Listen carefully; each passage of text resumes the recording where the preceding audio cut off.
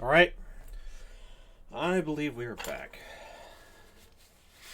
This is Frisk Undertale of the Nectogen system, and I'm resuming where I left off with Undertale, the stream that I'm doing for on the request of a friend, Helel, who wants us to do a commentary on the game, and well, it's been difficult. It's been difficult so far. Uh, oh, the last piece, especially the going through Asgore's home and getting that tale of Chara and Asriel, kind of upset us all, especially Chara. Chara doesn't like being reminded that they whatever good times they had, uh, they were also kind of a shit, and it's well, anyway.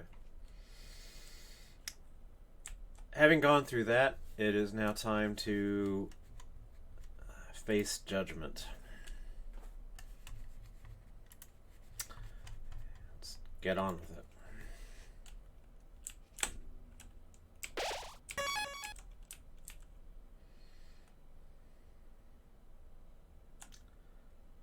Beautiful golden hall, really. I wonder where the light's coming from.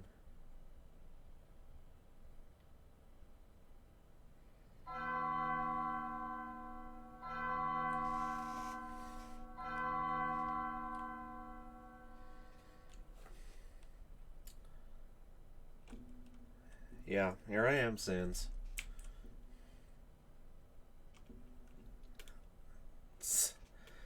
I very much doubt that it's the end of my journey.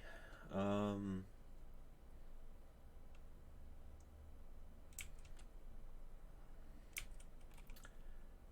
yeah.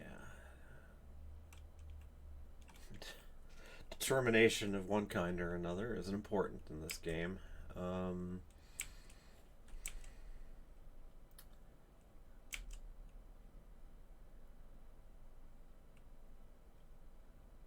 all of them, huh?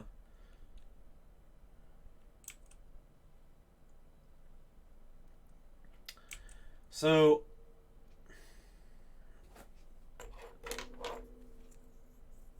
there's Undertale's a game that relies a bit on. It's very much a self-reflexive sort of narrative, one that's aware of basically there are characters who are aware that they inhabit a the the universe that operates by the rules of a game, and there's various fourth wall nods throughout the game, and uh,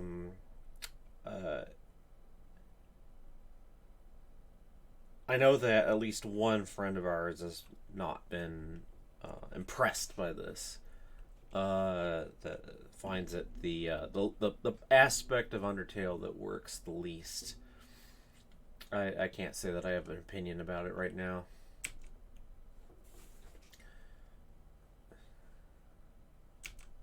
I mean,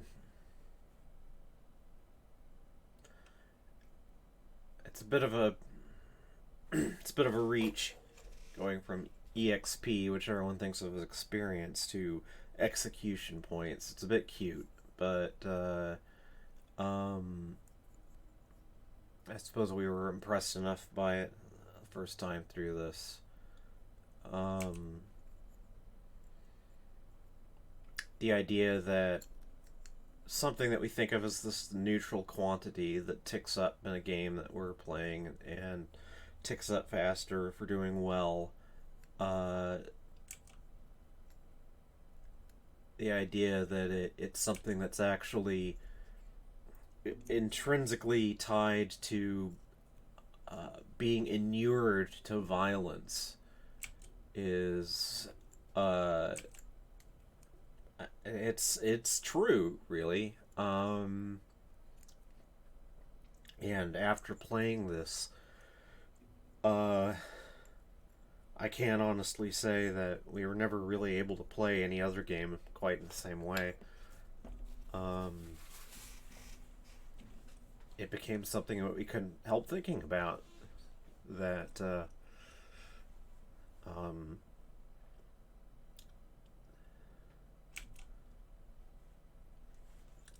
the fact that violence in a this controlled video game universe, whatever it is, whether it's here or any other game, that people have fought long and hard over whether playing video games inures human beings to doing violence. A lot of people want to stick dogmatically to the idea that that it is completely dissociated, that there's no evidence that getting used to violence in video games does anything to a human being. It's just a game. Um, we obviously are not in a position to regard that as true. Um, but I guess we kind of allowed it to affect us.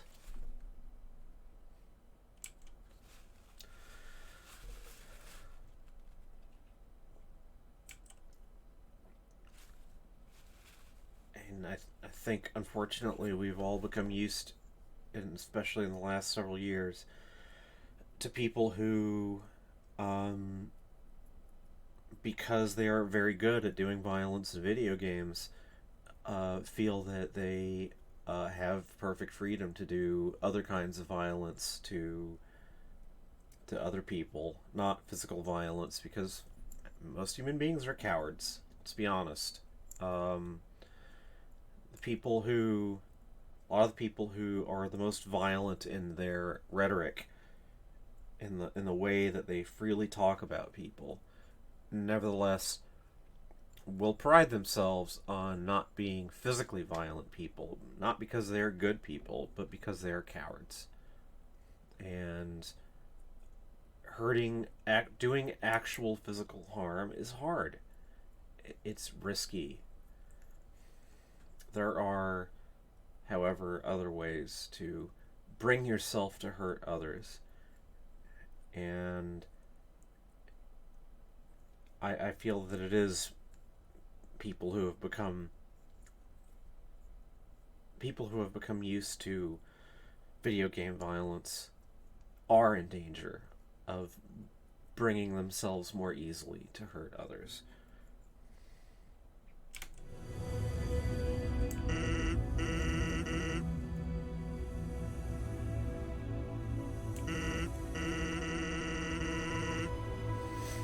Oh God, no. No, not even close.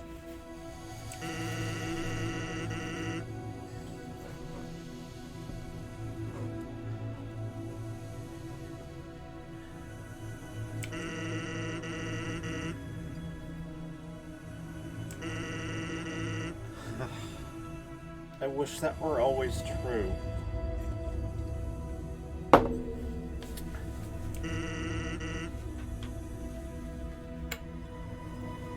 We still hurt people.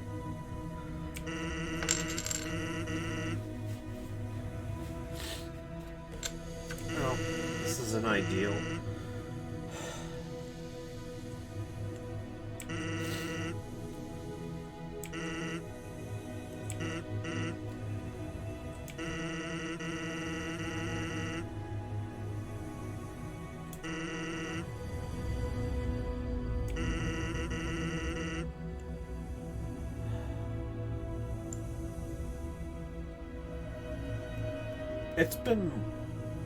It's been worrying, genuinely worrying to think that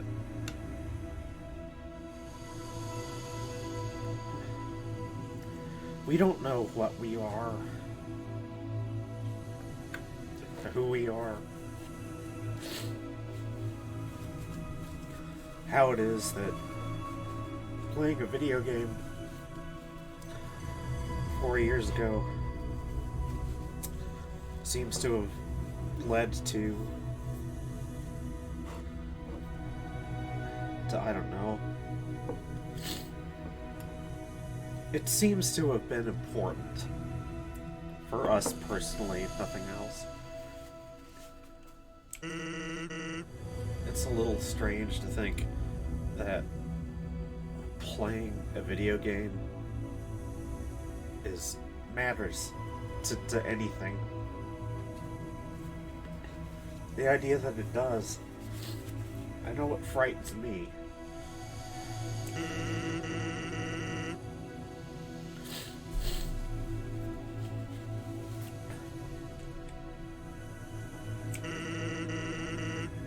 You know, at this point, I think that first playthrough, if the game had somehow offered us an option to just die and let Asgore win, let him do his thing, we probably would have taken it. We felt that bad about ourselves. Felt bad about being a human. What the hell? What the hell? Especially the human beings who live in this part of the world, who've taken over this continent. Just shed so much blood.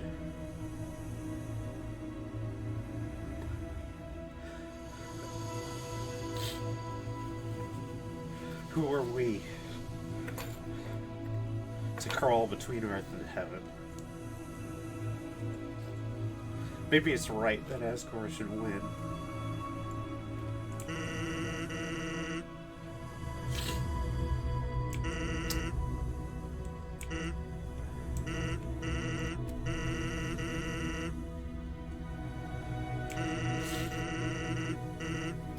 It's not.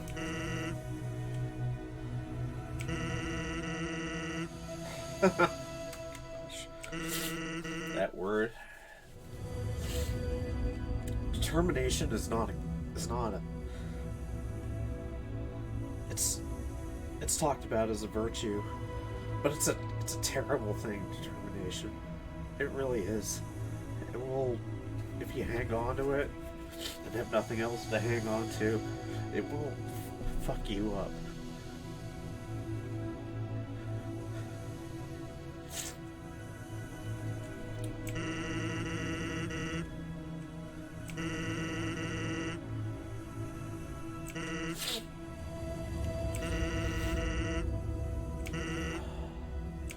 Thanks. Well,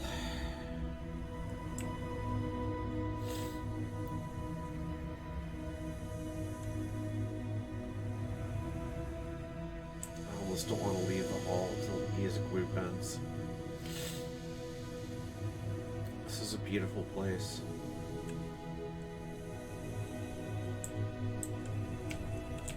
Can't interact with anything, I don't think.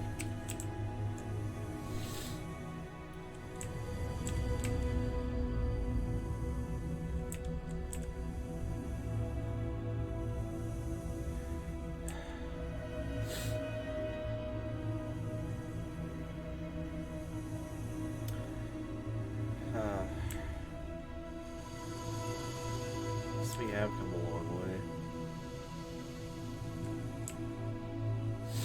This game doesn't mean what it used to.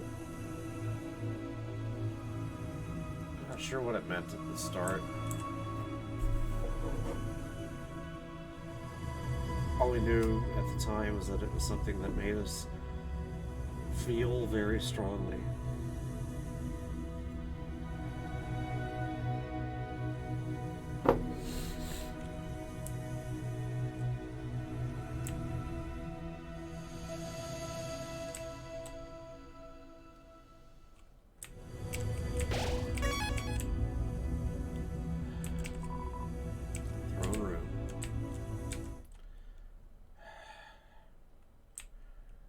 Flowers. Birds. Close enough to have actual light filtering in from the surface.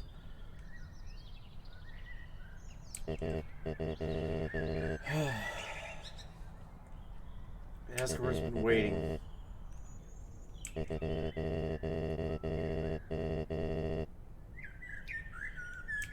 I mean, he had to have, at least, he had to have known that.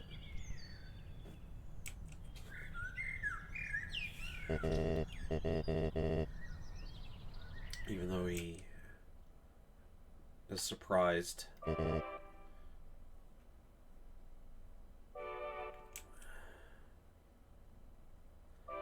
Hi, King Fluffy Buns.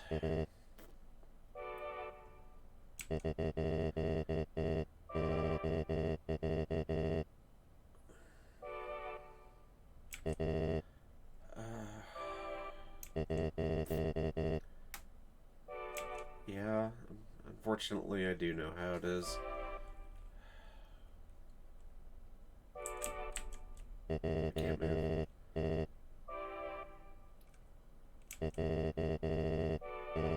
Birds are singing, flowers are blooming. Even in the underground, people still want to talk about the weather.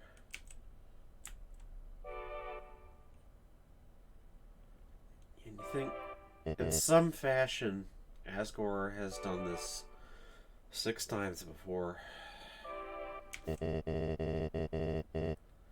Just whether he'd had this whole elaborate scheme set up, almost this sacrificial mill, channeling the children who've fallen down here to through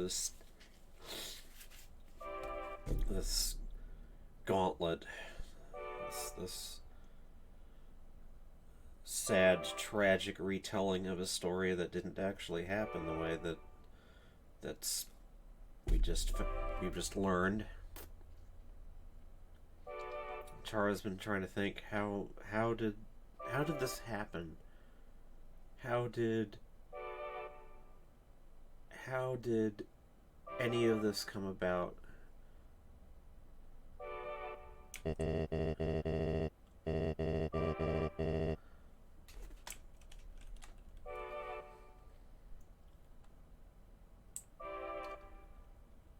How, from what they dimly remember, did things after they died come to this pass? That's presumably Toriel's old throne.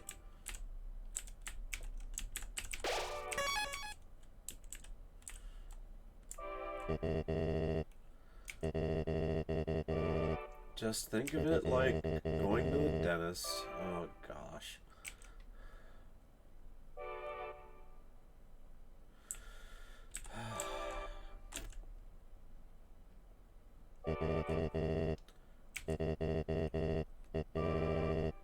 I am not ready. One can pause here indefinitely. And that's exactly what I'm gonna do. So I only have like a tiny amount of healing items on me, and so if stupid cursor, if I wanted to, I could simply start grinding for that Temi armor that I've talked about. That gives you a much better defensive buff than any other item in the game. And see, right now I have a buff of 11 from the stained apron. Let me check Undertale armor. So, what armor choices have we got aside from... Okay. So... Oh, I forgot about picking up the heart locket. That will give me a better armor buff than what I have now. Normally I don't bother with like I'll. So I have forgotten something, and I will backtrack and show it. And also, I will need a weapon, um, because the Asgore fight, as you will see graphically, does not permit you to spare him. And one is forced to fight and to do Asgore damage.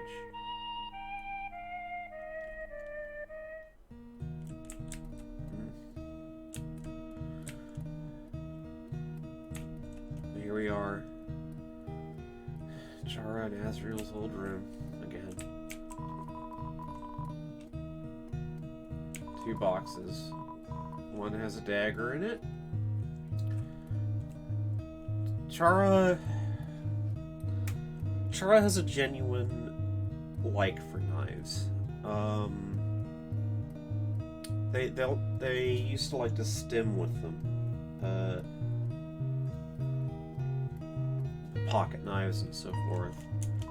It, of course, well, I don't need to tell you that knives are okay. I'm gonna equip that.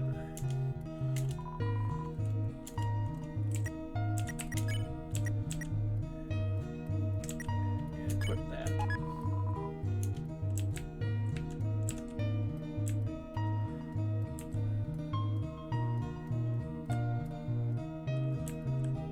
I almost don't want to leave. It's just a piece of that theme music. The music that on the soundtrack is called simply Undertale.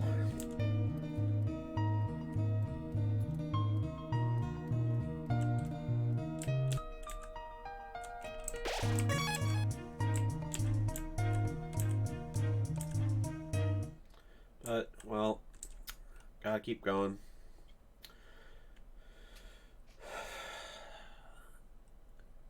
So, I intend to try to fight Asgore best I can without having to get the really good armor.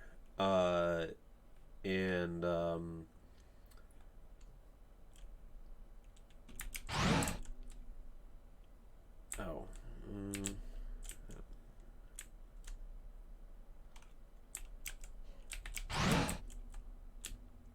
Oh, gosh.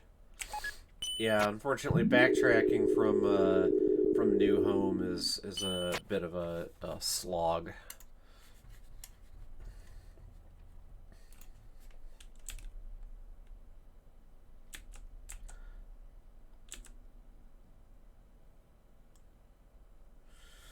But anyway, I tend to try to deal with Asgore best I can with the kind of regular game items.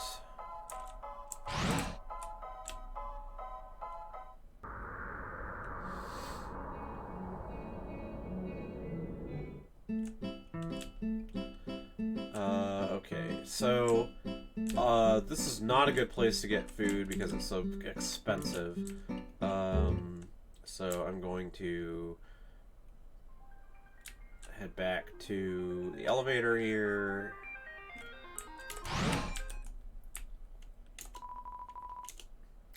Or one.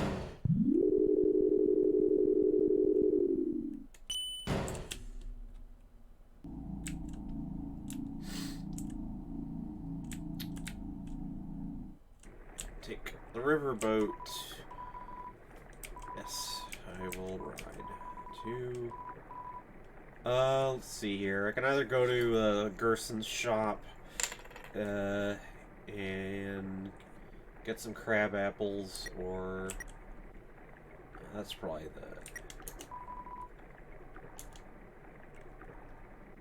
think I want to go to Waterfall anyway, so I can pick up a little extra money from the Thames shop.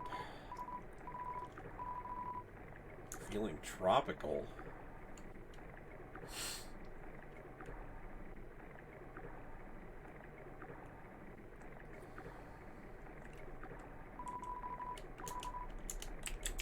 How much money do I have? Oh, I have a bit already, but oh, might as well get a bit more.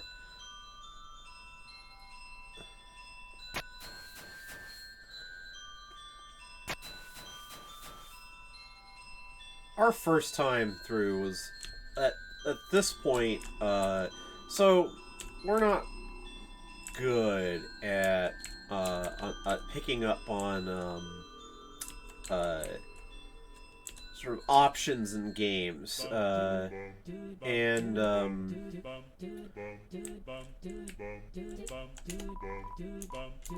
the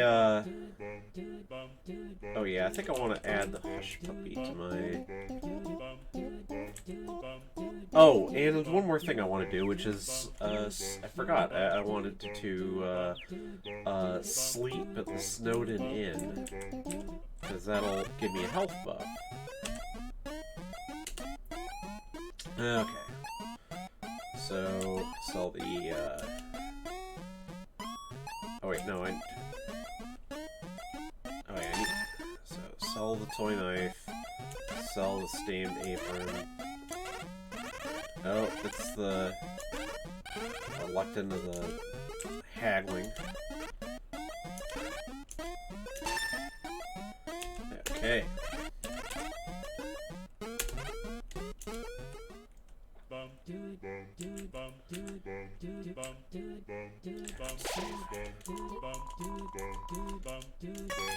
So, anyway.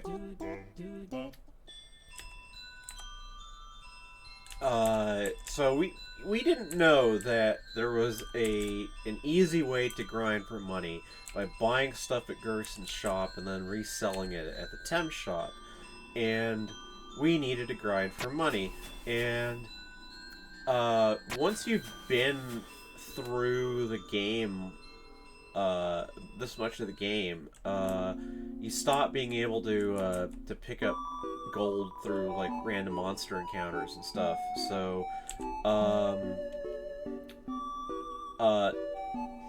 there's a fairy. Like there's a little monster whom he can sort of step on, and they'll ferry you from one location to another, and then they'll give you 3 gold. And we haven't actually we've seen where that occurs, but we haven't seen the monster yet. And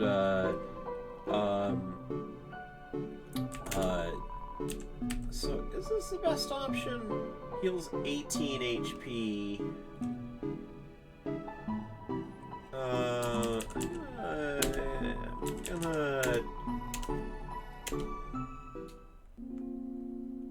don't suppose Gerson has anything different to say at this point. No, of course not. But, trying to decide what I can do here. I feel like showing off the silly thing that we ended up doing. So let's take the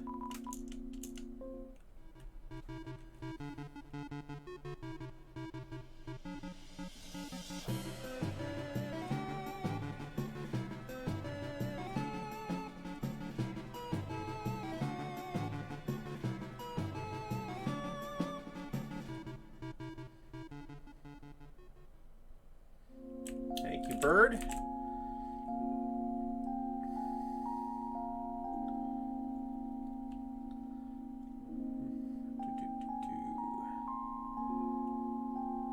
Okay. Alright, here we go. So, see this little pink fellow. 3 gold for the fairy. But...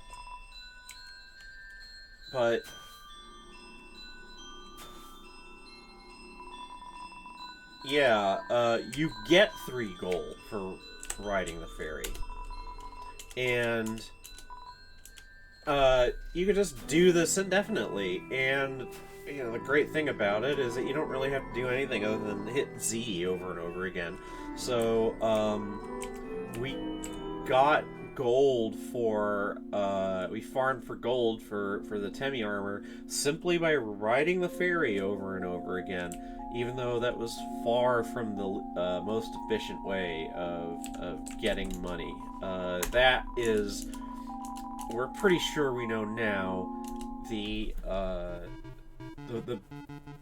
one buys cloudy glasses at Gerson's shop and then resells them. And I believe you make like 20G profit per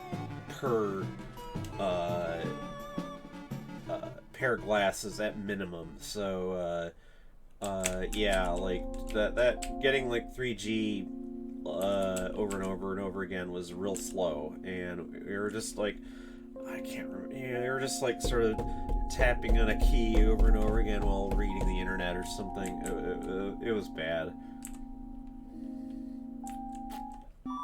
Yeah, like, we're not good at this game.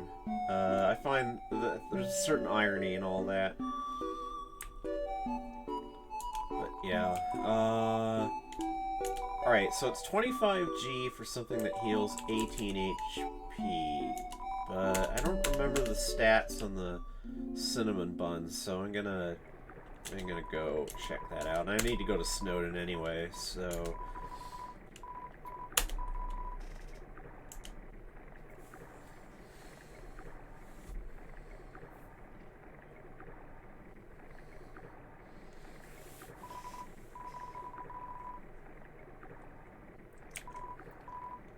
Tinkling, ha ha ha.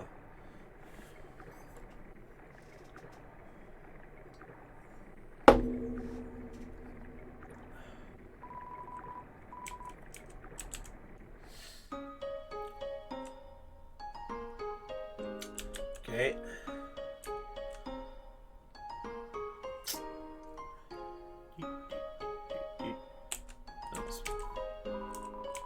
Yeah, it's the same as last time I was here.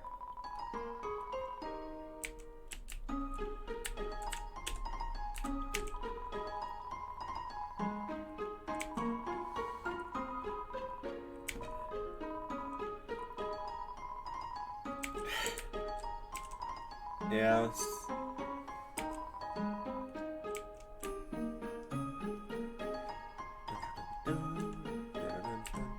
Okay, let's shop. Okay. Buy. So that's 22 HP. So that's probably the better thing. Or 11 twice. Yeah.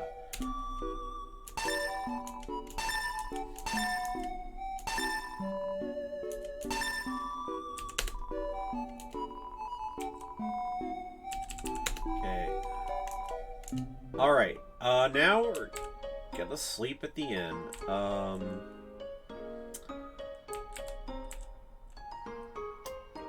By the way, I'm gonna take this opportunity to, run and get myself a drink. It's gonna take a few minutes. I'm just gonna... Okay. Gotta stay.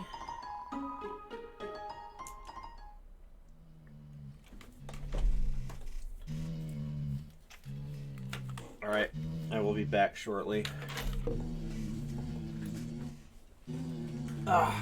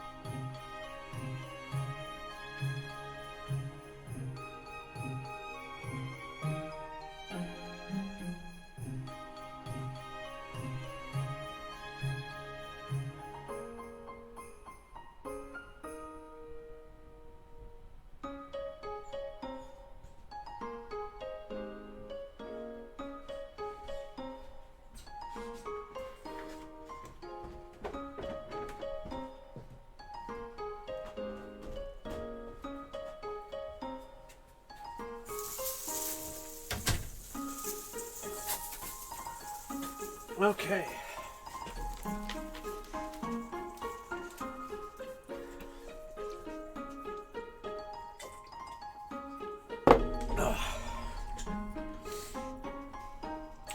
Yep.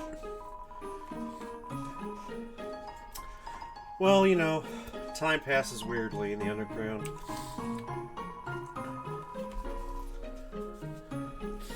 And you get your money back. And out of it, see, I am now at 30 HP. Whoop. So, gonna save here.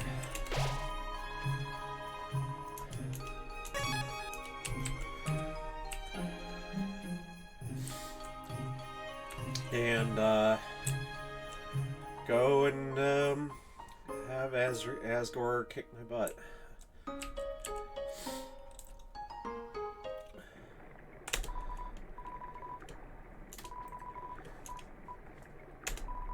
Back to Hotland.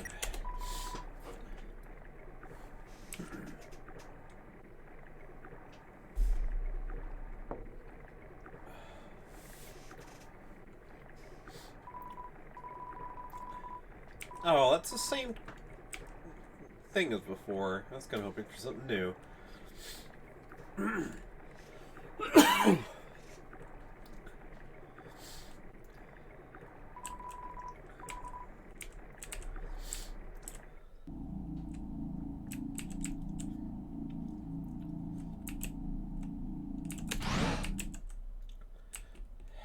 Right, 3.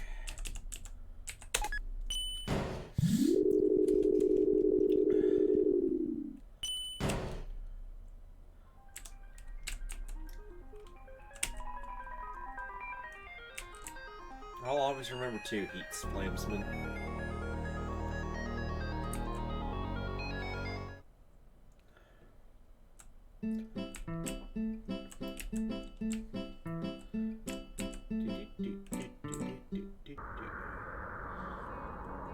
Long walk.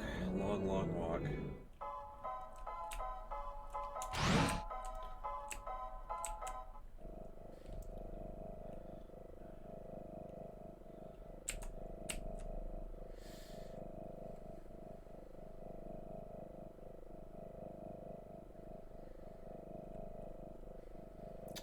You know, why Asgore's palace should be adjacent to the power generator for the underground. I don't know. Maybe Asgore needs a lot of juice.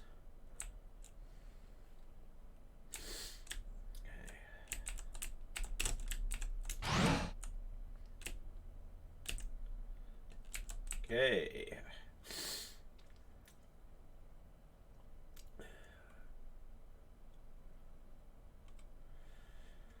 Oh.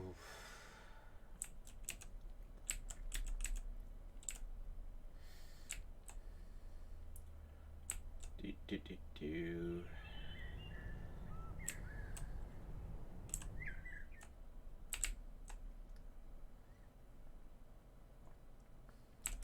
One more save. And hello again, Fluffy Buns.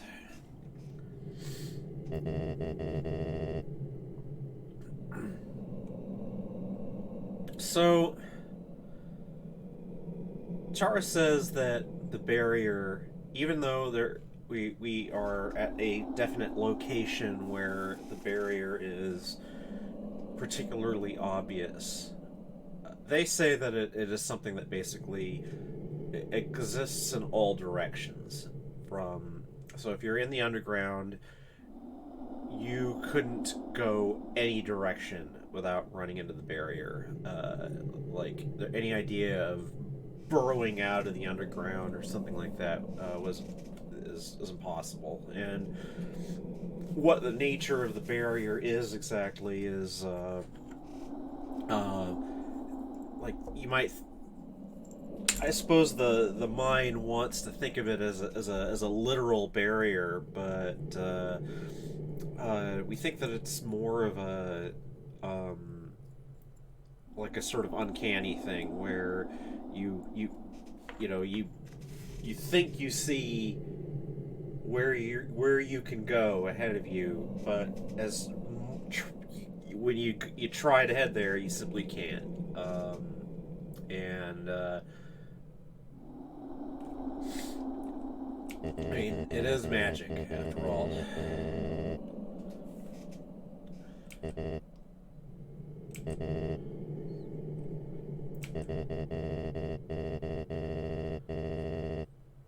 No, I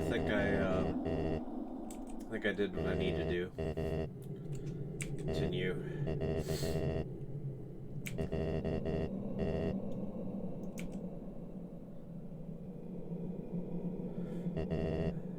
Alright, let's do this thing, Fluffy Buns.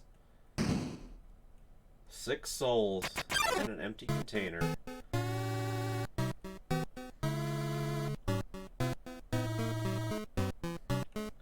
Yeah, I have to wonder where the soul-containing tech came from. Gaster, presumably.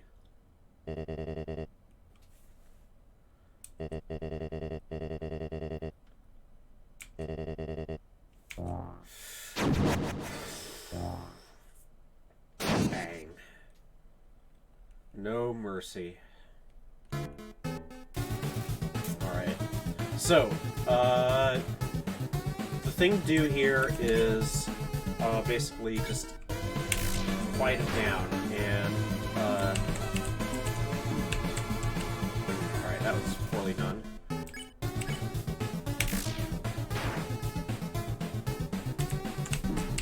Ah. Yeah, I didn't make much use of my extra health.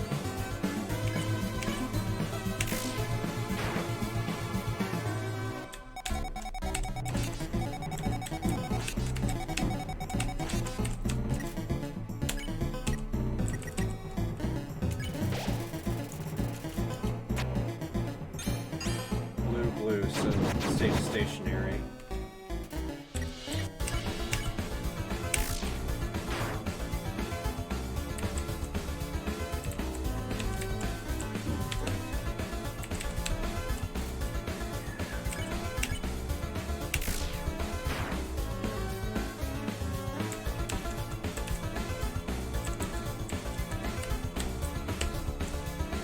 Okay.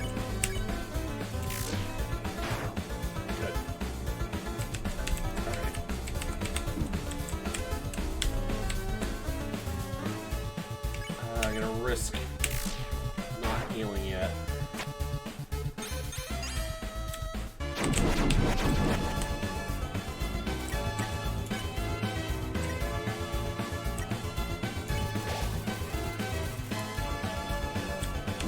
Ah!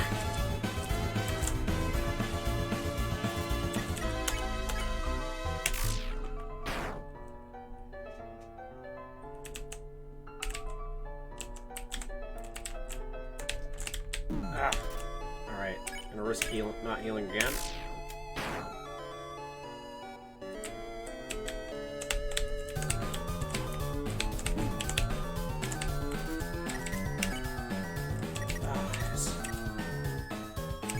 He does a lot of damage.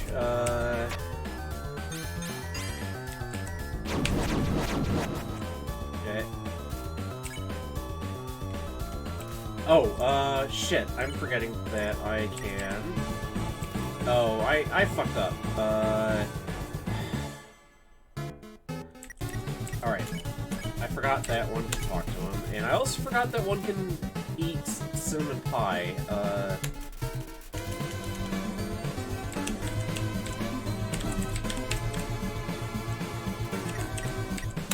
I'll just try to do what I can.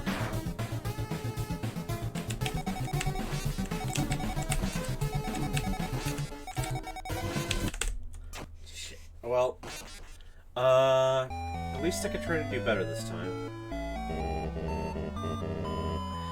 Gonna be alright. Stay determined.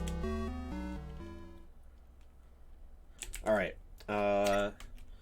So, I need to... Alright, what I'm gonna do is...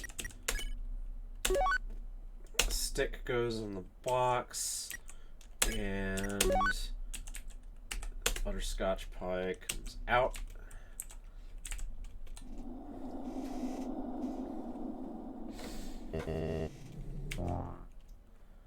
Not really, but...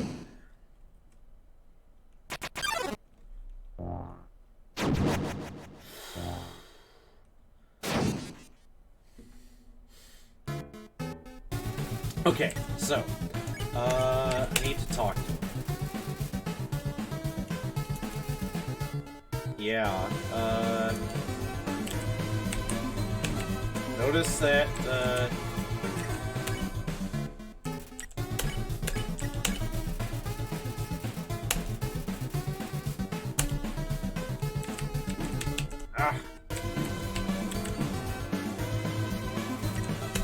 Alright. Hi. The smell reminds Asgore of... Yeah, that's right.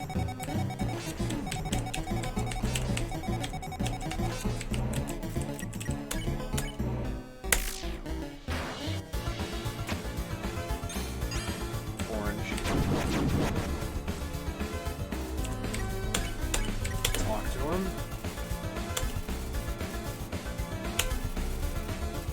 Alright. And I think that's as much as talking will achieve. Shit. Don't. No.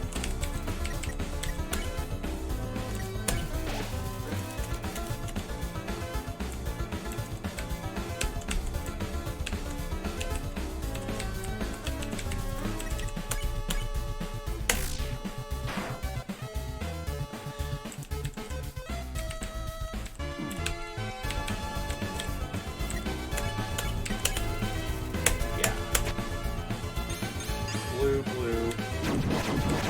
Damn it. I can never remember. Fuck.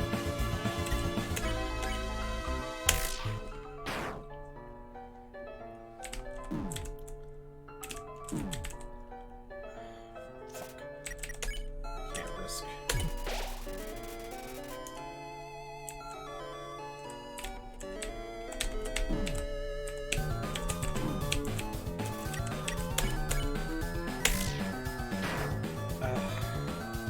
So bad at this.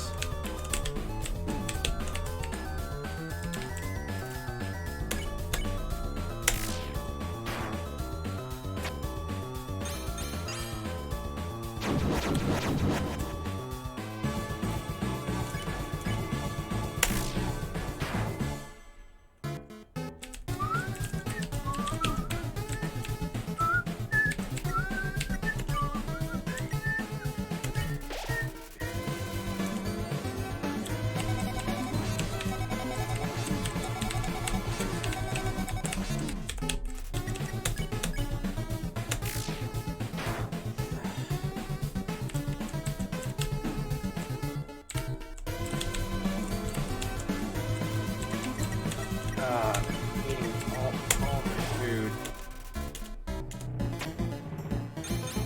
Okay, I can stay stationary. That's good. Alright. Not a great shot.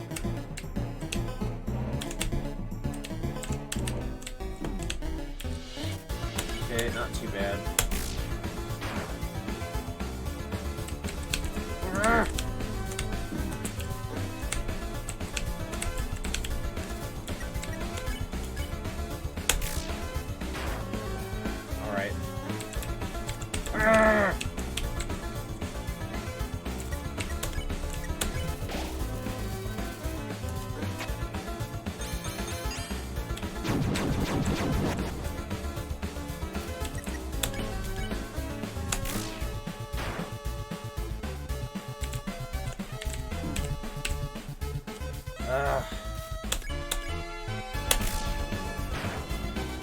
Alright, at least...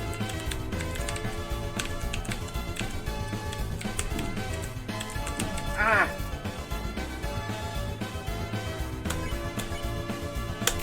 Risk. Taking a risk.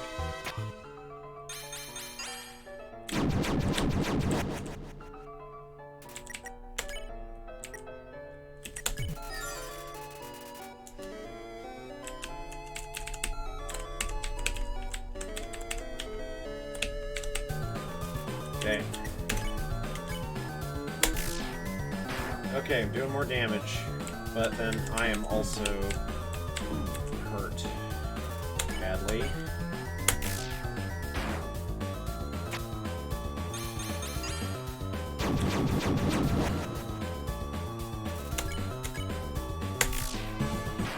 Yes!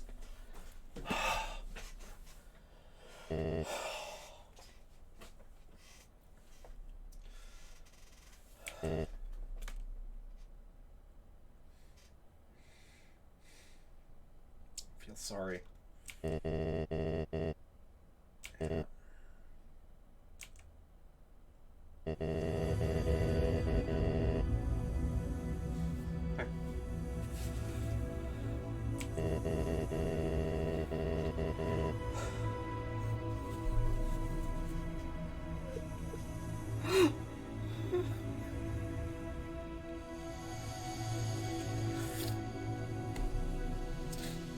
Char feels so bad right now. It blamed himself for all of this.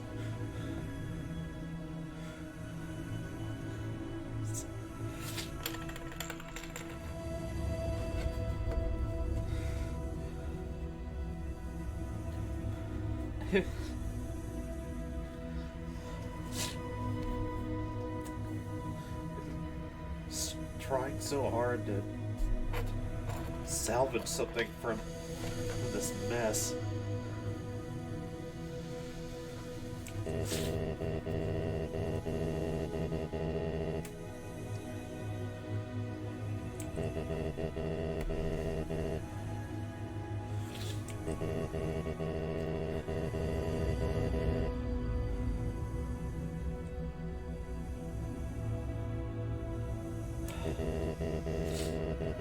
Yeah.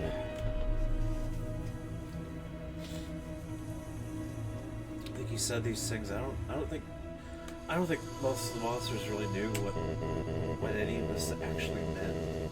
What the actual cost was. It was just hey, I'm gonna give everybody freedom. Y'all have hope again.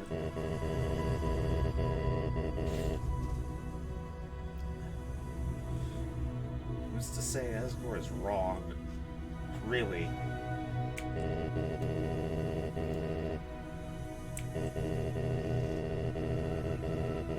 Yeah, so that's why Toriel's in the ruins.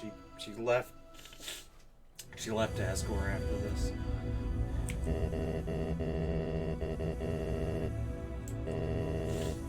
However long ago, decades probably.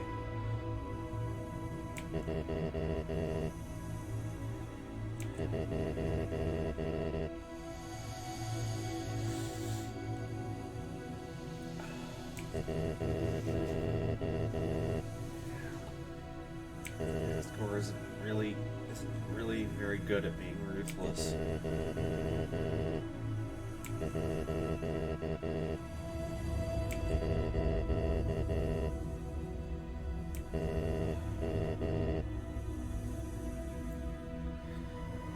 Chara's notes with some bitterness that Asgore speaks only of Azrael here.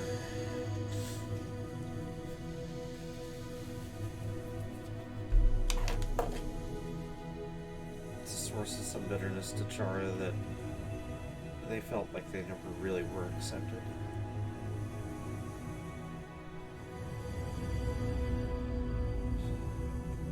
Only Azrael was a friend. Not even Toriel. When it came down to it.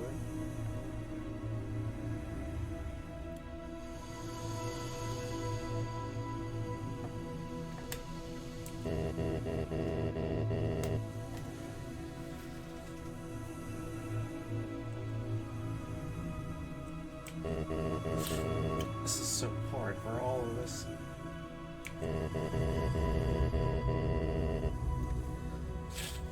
Even for me.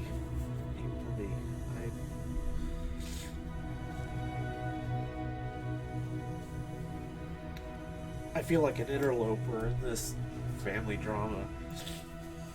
I know what people have done with me as a character. I, I don't deserve such treatment. I am not a replacement for...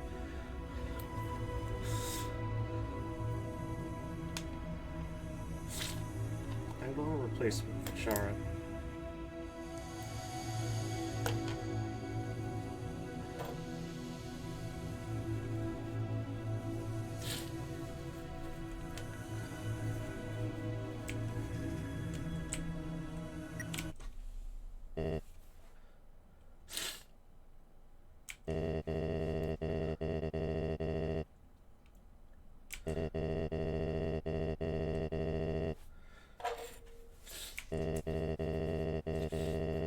Yeah.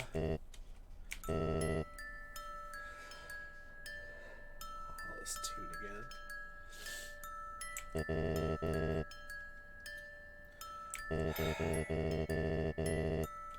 Now, I feel constrained to point out that Asgore is promising things here that he can't make good on. He will... He and Toriel are through. I know what people want. I know what a lot of fans of this game want. But there's no going back from what has happened here. Asgore and Toriel are not getting back together. They're not living happily ever after with me.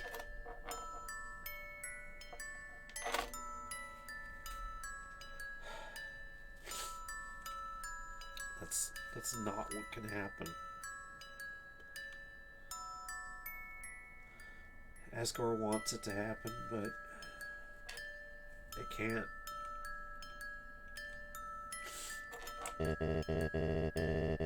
Toriel has moved on.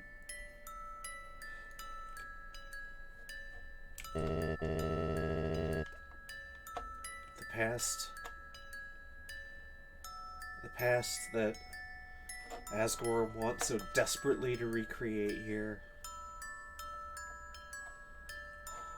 Whatever else happens from this point, this cannot happen.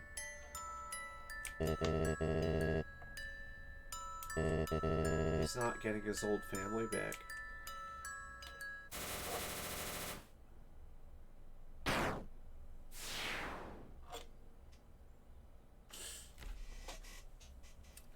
And, well, guess what? So notice that Asgore's soul persisted for a little bit, but then Flowey took care of it. Hello again, Flowey. Maybe I haven't learned a thing. I'm willing to buy that.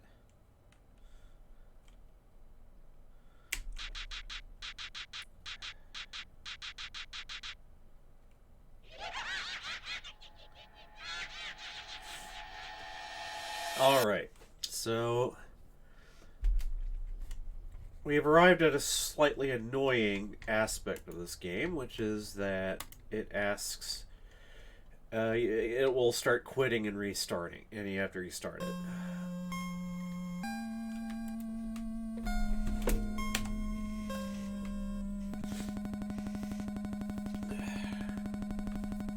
And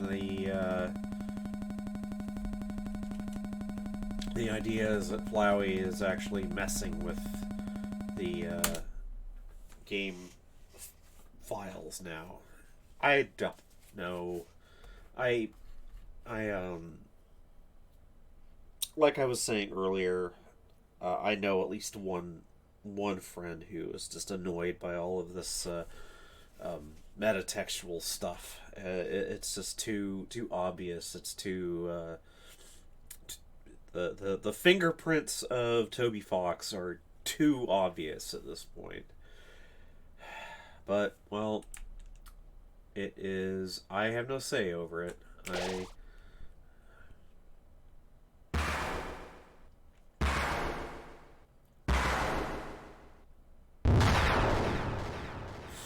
I am constrained by what I have been given. Hello, Flowey. Yeah, I know. Flowey the flower. I sure did. Smack the shit out of King Fluffy Bugs.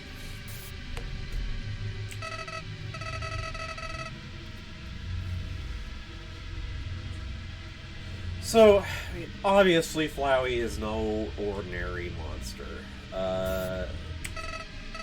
Like, that's clear. What the deal is with Flowey is not going to become completely obvious even the whole way through a pacifist playthrough, which is what I'm doing here.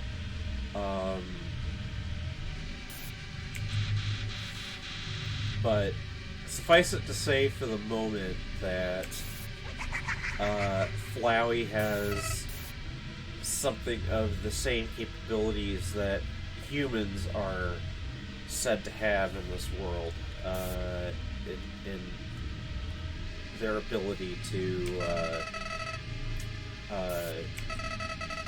rewind events and exploit the ability to, quote, save, unquote. Yeah. So Flowey's aim was to get the souls that Asgore had been hanging on to.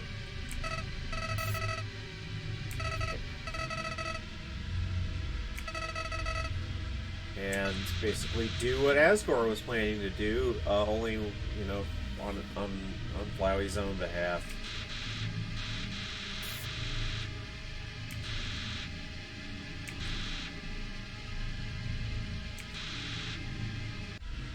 Interesting image there.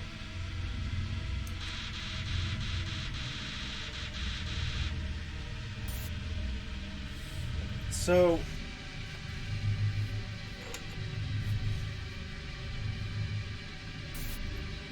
Chara wonders if Flowey, because of their powers, or I guess his powers, hasn't had a glimpse of... So all this business about the real meaning of this world and it's kill or be killed, well...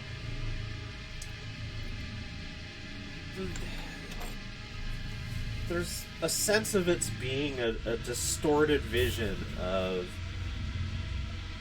the way that the universe is in a balance of creation and destruction, and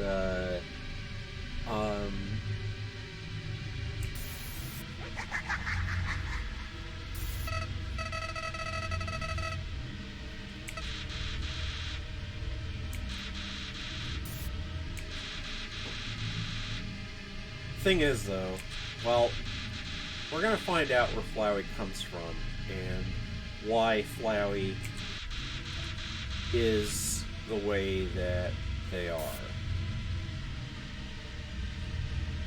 Why they're so obsessed with the idea that the only meaning of the universe is a cycle of death and destruction.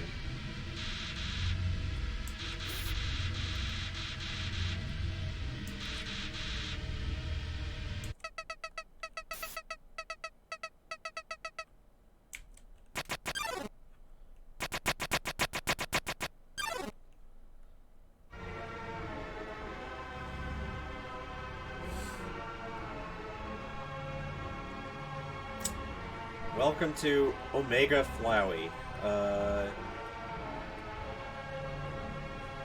The extra the human souls that they have given them vast powers, but it's in this kind of monstrous way. So I'm probably going to be dying a lot here.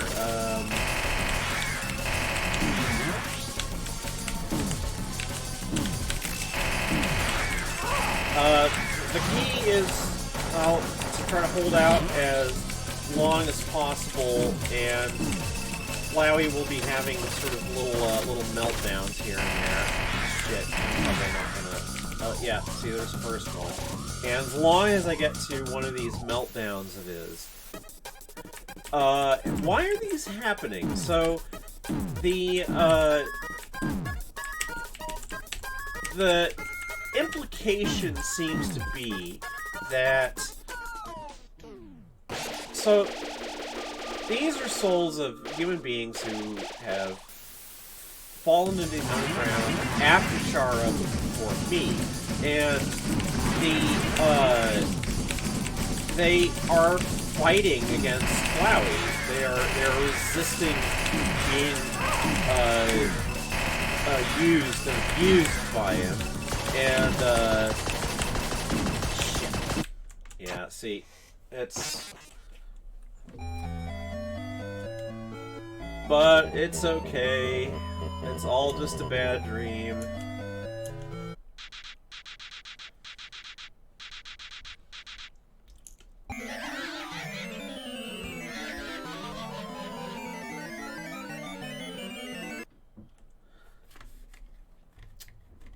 Oh gosh.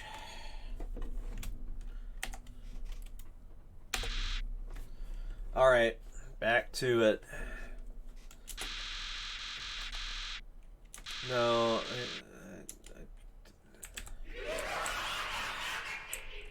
Flowey is very tedious. I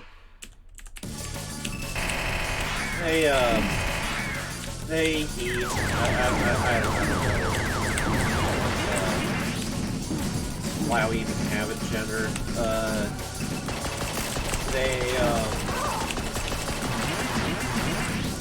They're really embittered by... Alright, at least made it to the next meltdown point. Making progress, anyway. They seem to absolutely hate anything suggestive of order structure, and one gets a sort of musical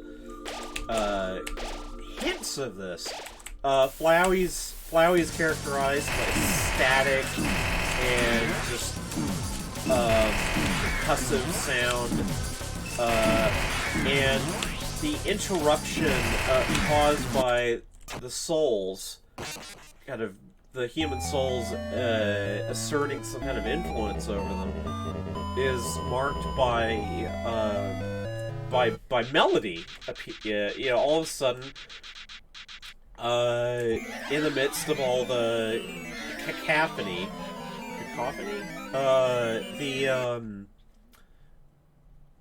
all of a sudden there's these bursts of melody that sound kind of discordant, but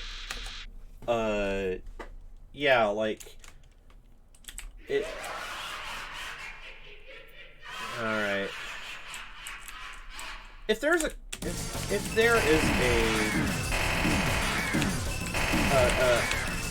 way of sort of a secret to surviving this shit, I don't know what it is. Oh. At least we made it to the next point. And notice, by the way, so we've had, like, these, images that are, you may remember how we've, found things like ballet shoes, and, all these artifacts that we've been finding as we've been going through the underground, which seem to be relics or symbols, at least, of the human beings who have fallen between Chara and Frisk. And so we are seeing mentions of them in this fight with Flowey, and so the implication seems to be, alright, corrupt, trap, slaughter, murder, terror, despair. And so all these bad things are going to give way to good things. Freedom, life, love, mercy. And these are all, like, positive. So, it's like the souls of the humans retain some stamp or memory of positive qualities that, shit. That are associated with them, and that, like, one can speculate that the human beings that have fallen before Frisk were, like, a cook and a ballet dancer and so forth.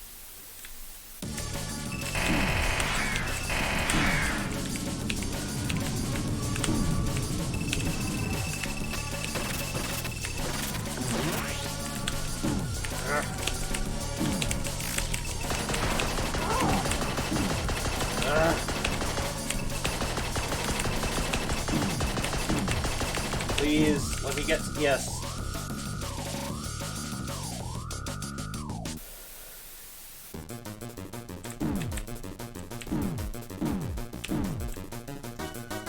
I'm sure that there's extensive fan lore about all this shit that I am not the least bit aware of.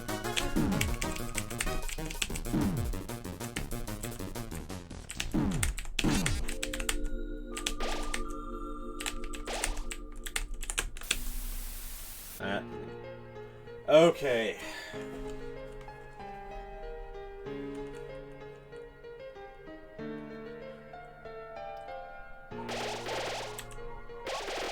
Alright.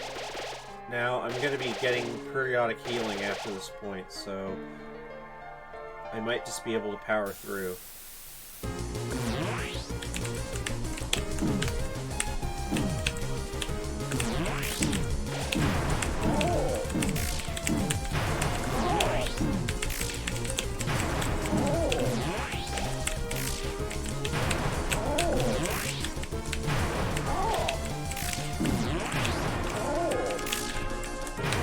Souls are helping me.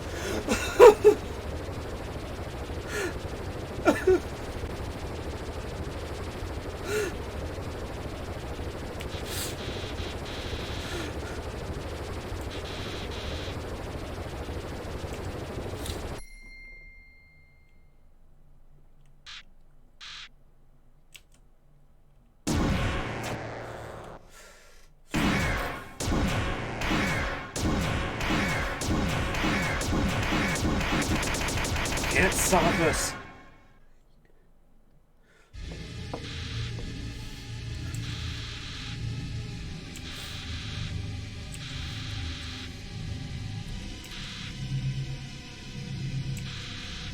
God of what world?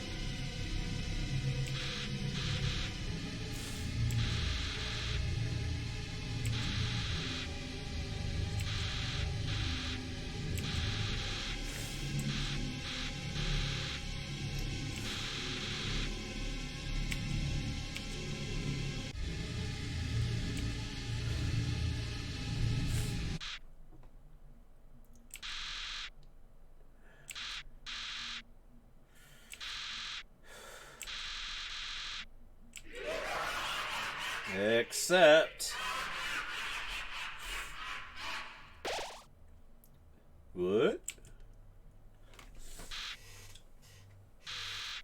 Except Flowey has forgotten that they are not alone themselves.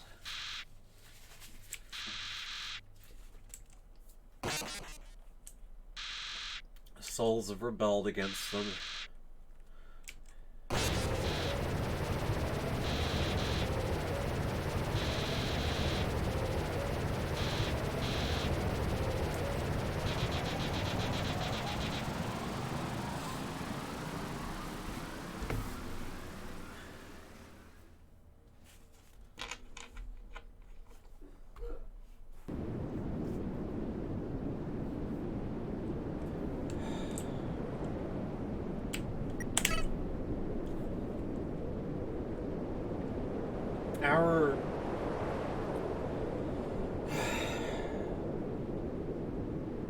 I talked about being part of a plurality, being victims, being soul bonded.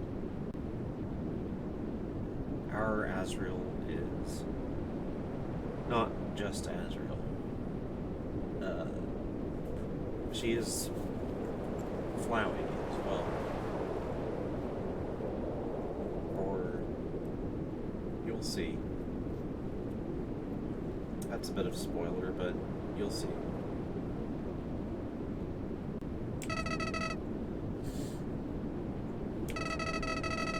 So, one of the lessons, I suppose, that we had to learn from repeated playing of this game, even as it's hurt more and more to play this game, has been that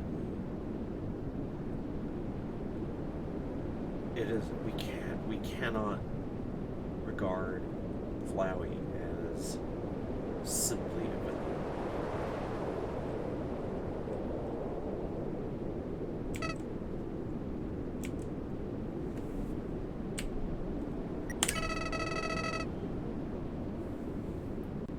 Something that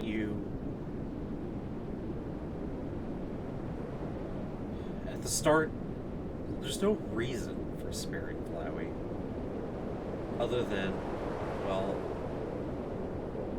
we're taught that being merciful all the time is good. I mean, which, in the real world, practical world, it isn't. And one saves Flowey, spares Flowey out of rote, I guess, for uninformed reasons. But we have had to struggle towards an understanding of why mercy at this point makes sense at all. It isn't just an action in a game that yields a desired result to us anymore. It is not. We've struggled so hard to understand why any of this ever happened in the first place. Why we have been brought to this pitch.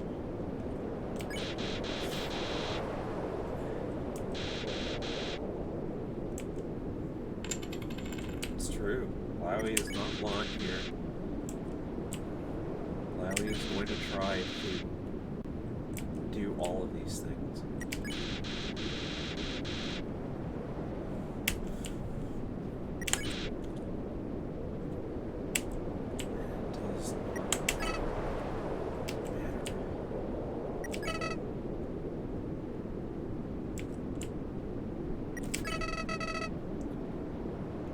To kill you, Flowey, is to kill ourselves. That's why.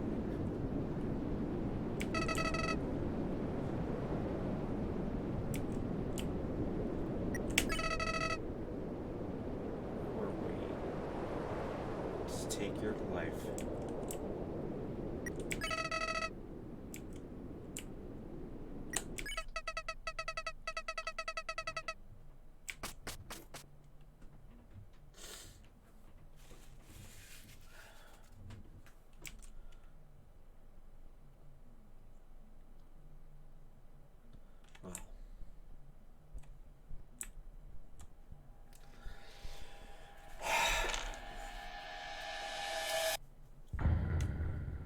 We have reached what is called the neutral ending to this game.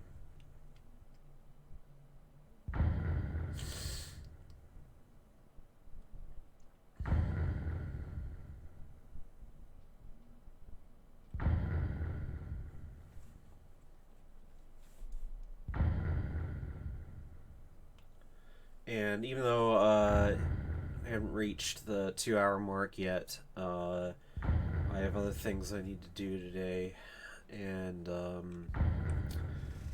I think that I'll just. There's a little bit more to see, but to hear really.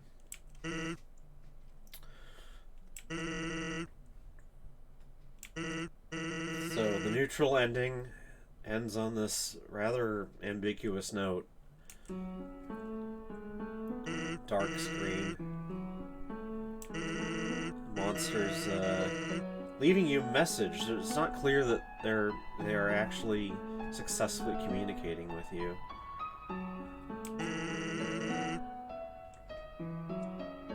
From the monster's perspective, it looks as though I killed Asgore and got out.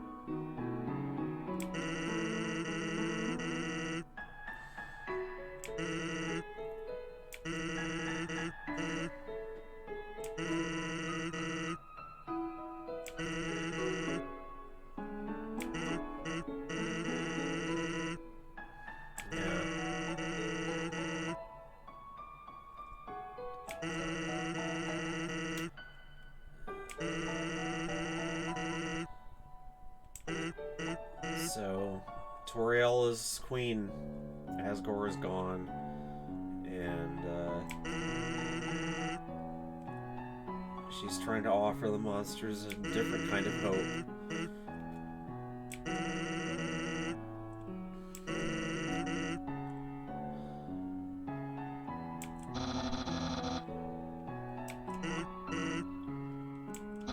Oh, I'm not talking to nobody. That's interesting.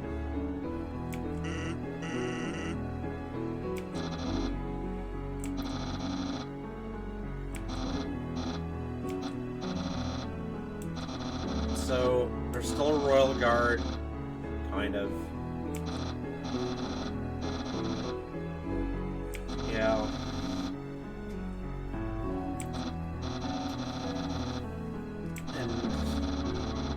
Alphys is in charge of trying to do research into getting past the barrier.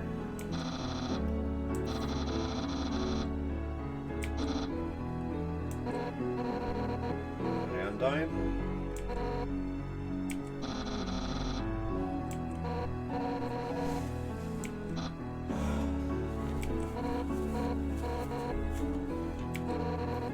Is no longer in the guard and is a lab assistant for Alphys.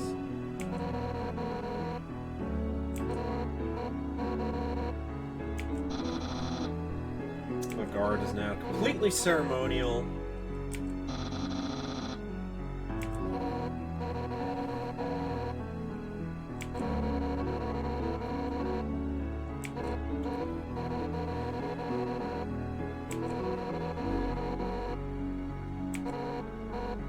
So some of this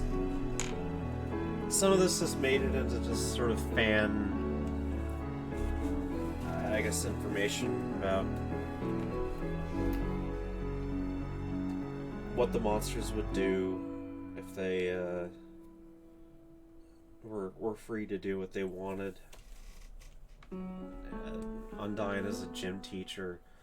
Chara liked the idea of Undyne as Alphys' lab assistant. I mean, Chara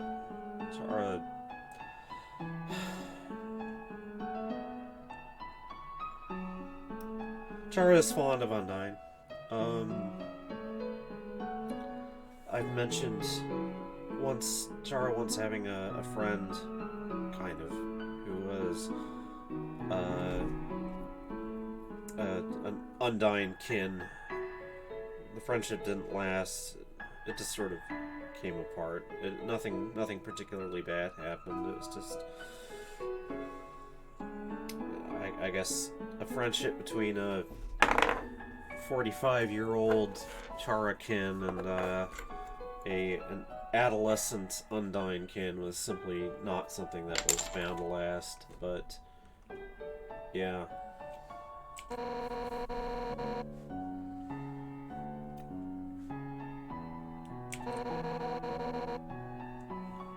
But Chara has imagined Alphys and Undyne as doing lab work together. Chara thinks very highly of Undyne and thinks that they would actually that she would actually be a good lab assistant.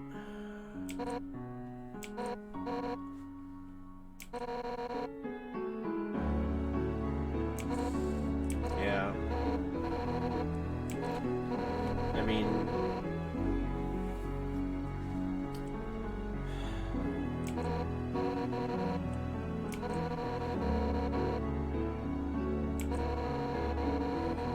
yeah. So there's hints of unresolved business.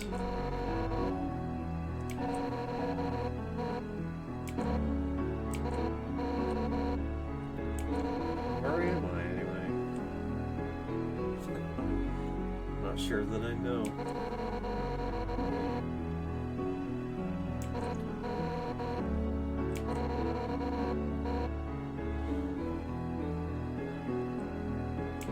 Happiness.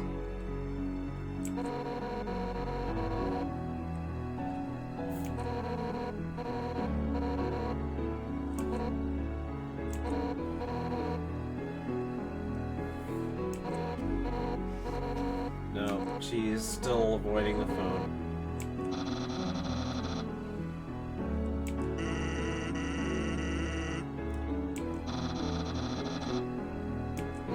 Supposedly, anyway.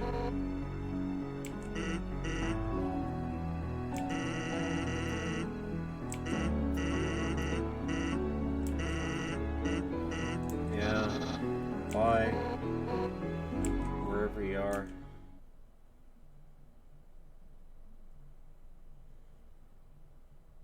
Why? It's Flowey.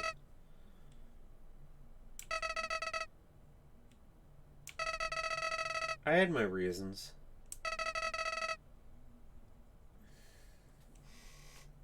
Well, being nasty gets me hurt too.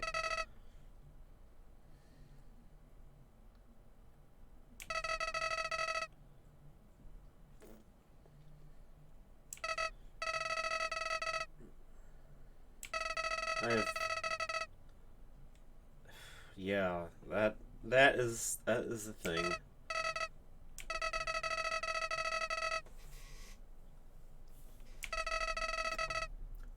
That I know is bullshit. But well, whatever, Flowey. I don't know.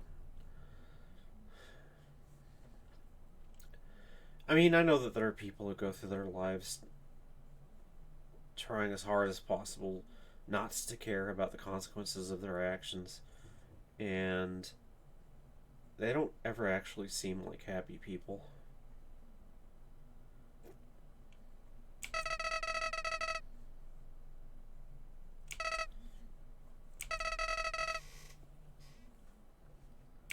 Yeah, unfortunately, life does seem to be unfair.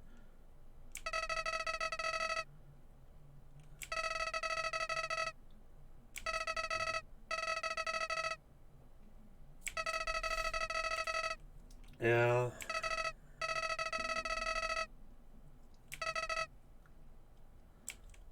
I'm sure that is completely disinterested advice. Well, that is the neutral ending, and I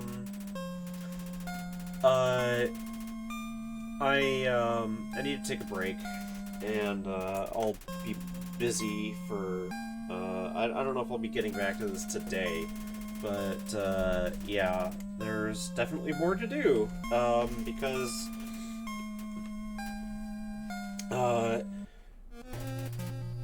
I can get back to, doing what Flowey suggests, and I'm sure that Flowey is giving me nothing but good advice. These title cards.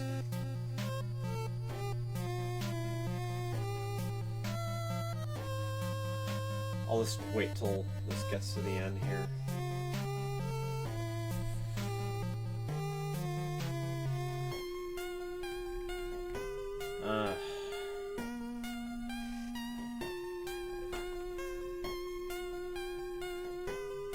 How, from where we were, did we get here?